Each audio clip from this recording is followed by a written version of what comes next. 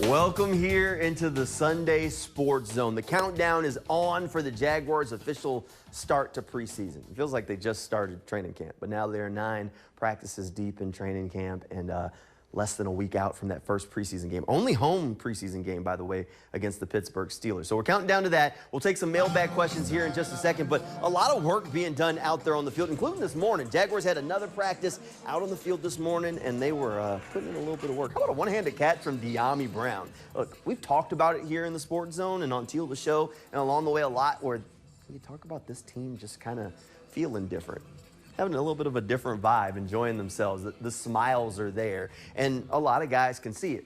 For a guy like Antonio Johnson, he's going into his 3rd season in the NFL. He's competing for a starting job at safety for the Jaguars right now, trying to fight and earn his way onto the football field. But even he says he can feel the difference that the coaching staff, the front office has brought, and he can see the difference on some of his teammates' faces when they smile showing up to work.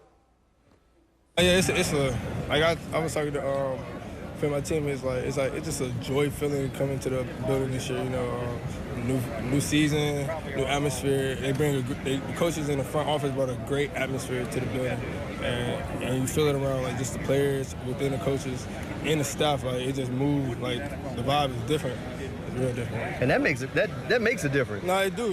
You know, when the guys coming in each and every day, ready to work with a good atmosphere and a good, thought about what we about to do, it translates to the field. You know what I'm saying? Like everybody in the locker room, it's a family. You feel like a family. We go on the field. We know offense got to fight for defense. Defense got to fight for offense, and special teams fight for both.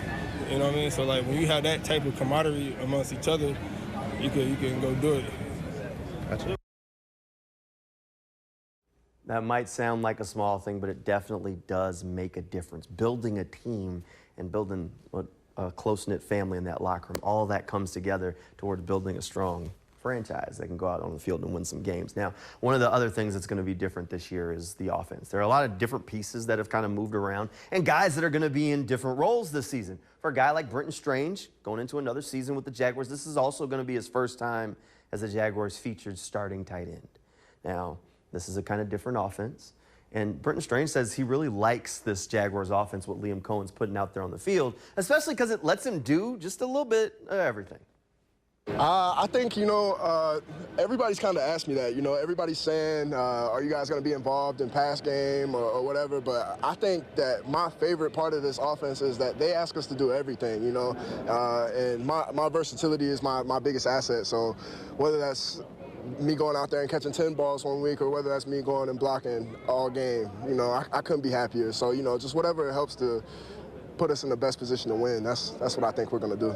Yeah, Brenton Strange is one of the guys that's going into a big role that I think could sneaky have a big season. I really think this Cohen offense might actually be more tight end friendly than folks are giving it credit for. But let's get straight to the mailbag. We got Kyle Ashley hanging out. Kyle, dig deep in the mailbag, and what you got in store? What we got? So we can't really talk Jaguars without talking Travis Hunter. So this is from Jay Green DPT. Okay. Is Diami wide receiver 2 and Washington wide receiver 3? If so, where do you think Hunter fits in to that equation?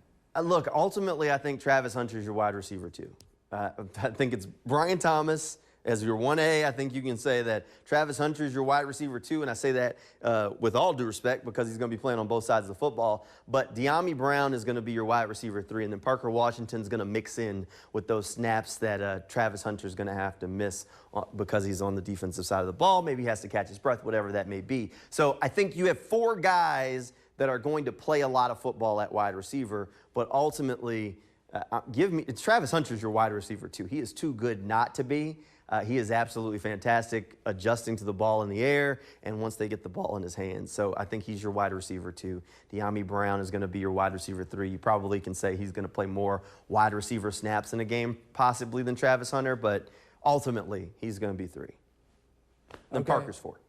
Parker's 4. Yeah. All right. Now I know last week we talked about it and we thought maybe he might play more DB than receiver, but I mean we were out there today and just the way he goes up and gets the ball, contorts his body, you got to find a way to get him in some of those plays. So you still think defense more than offense, or you think? I think he's going to play a lot both ways. I don't know that I necessarily have like a snap count in mind, but I think he's going to play a lot both ways. I would lean that he's going to play more offense than defense, but if we go based on like the snap count and participation through training camp, he's been involved with the defense for more snaps than he has with the offense so far through 9 practices. That's just something in the pocket to think about. But I think ultimately he's going to be involved a lot on both sides of the football. A lot ain't exactly a number, but that's what I'm going with right now. I think he is going to be heavily involved. I still have going into the season, Kyle, my hot take was that he wins offensive and defenve rookie of the year, and I have seen nothing that shakes me from that.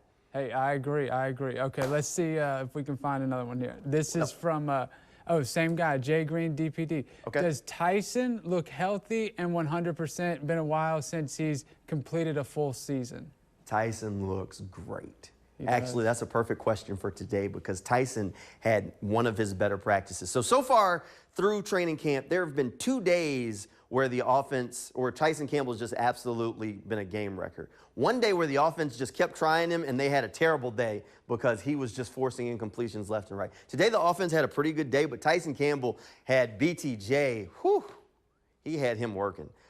The 2 of them went back and forth out there on the practice field this morning, and Tyson Campbell got the better of BT in quite a few of those. So a lot of forced incompletions. This is some of the best football that I've seen Tyson Campbell play. He's playing confident, he looks healthy, and he's playing like the top-tier corner that they expect him to be.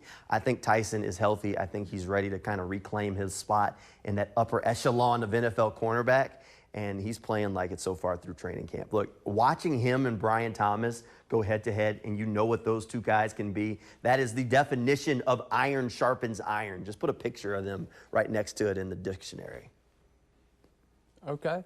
Let's stick with the defensive backfield. This is from Corrupted Perk. How do the safeties look? We talked to Antonio Johnson today. Yeah, look, I think the safety room is one of the tougher ones to judge. It's one of the few places where they have like a true position battle going on.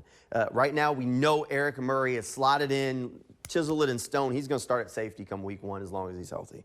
So the guy next to him, a little bit up in the air. It could be Andrew Wingard.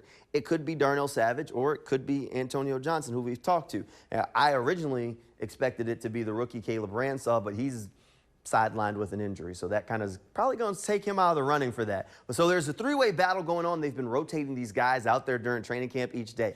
I think the safeties look solid. Antonio Johnson forced a fumble today. Andrew Wingard came up with an interception. Darnell Savage is one of the guys that has quietly had a fantastic training camp. I mean, if he would have come up with the 2 interceptions that he dropped during drills, I mean, I think people would be talking about him a little bit more. So all 3 of these safeties that are fighting for jobs have made plays. So I think safety is going to be just fine in this defense. Talking to Antonio Johnson, he said that this defense actually puts him back to what he's comfortable with, playing a lot of zone coverage, just the way he did when he was at Texas A&M, where he's able to have his eyes on the quarterback and go out there and make plays. So he feels a different level of comfort in this defense, maybe compared to what he had been being asked to do in his first 2 years in the league. So I think the safeties are fine. I think there's a big competition going on, and I think there's going to be a tough cut there when camp's all said and done.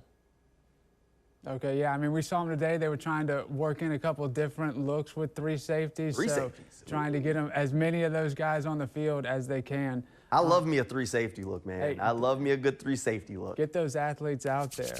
Let's go _Lonely Mountain. Okay. What do you think week 1 running back depth chart looks like? I'm standing exactly where I was a couple of weeks ago when we did our initial depth chart. I said Tank Bigsby's your running back 1A.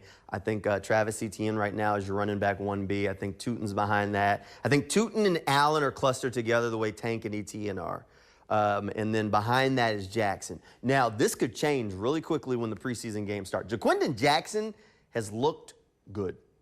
I mean, and he's not a guy that I think anybody had penciled into making their 53, but he's looked better. He looks like a load. He runs tough, and he's a little bit more explosive than I expected him to be coming in. This guy went into college as a quarterback, and he's like 236 pounds. He is a monster. But if he can go out there and put on a show during preseason and really force the Jaguars' hand into finding a way to put him on the roster, that is the domino that could shift everything in this running back backfield. and for the depth chart going into week 1. So I'm keeping an eye on Jackson when those preseason games start. But right now, Tank, Etienne, and Tootin and Allen are kind of clustered together. I think Allen is a leg up on getting playing time right now, especially with Tootin coming off the hamstring injury. For sure. I know. I mean, we can't go a day at camp without you mentioning how Jackson looks out there, so I know you're a big fan of him. It's tough. I mean, once they put the pads on, the guy started looking different. He did. No, you're not wrong. You're not wrong. All right, you got any more? Yeah, let's do one more. This is Austin Rudolph, 19. Is the starting line set in stone? Yeah, I think we're there at this point. As long as Macari can get healthy. He's been dealing with some back injuries that sidelined him for a couple of practices. He was back out on the practice field today. But I think we're at a point where the offensive line is what it's going to be. I think Wyatt Milam ultimately is going to start the year sitting on the bench with Ryan Hainsey at center. The guards are going to end up being Ezra Cleveland and Patrick Macari, again, assuming health, and then Walker Little at left tackle, Anton Harrison at right tackle. I think that's what it's going to end up being week 1. They haven't shown anything different. They have tried some different combinations, but they have a couple of guys banged up, so they got to figure out just who can be versatile enough to fill in case of injury. But right now, I think week 1, we pretty much know what that offensive line is going to be.